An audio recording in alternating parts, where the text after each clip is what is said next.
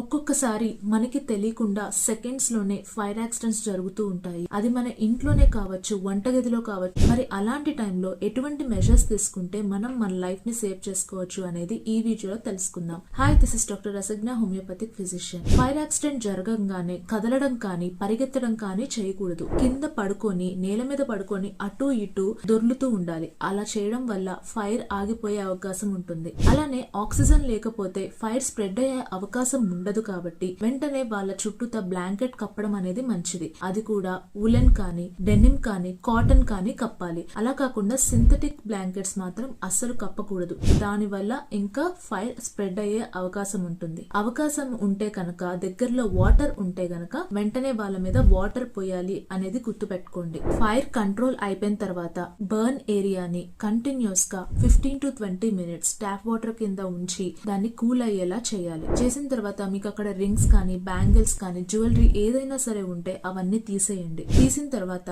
మీరు మళ్ళీ chat GPT లాంటివి చూసి దాని మీద నెయ్యి, పసుపు, వెన్న లేకపోతే టూత్ పేస్ట్ ఇలాంటివి పూయాలి అనుకోవద్దు. ఇంకా వుండ్ వర్సన్ అవుతుంది. అలా కాకుండా దాన్ని ఒక క్లీన్ కాటన్ క్లాత్ తో కప్పితే చాలు. తర్వాత వెంటనే డాక్టర్ ని కన్సల్ట్ అవ్వాలి, తగిన ట్రీట్మెంట్ తీసుకోవాలి అనేది గుర్తుపెట్టుకోండి. ఇది అందరికీ షేర్ చేయండి. Thank you.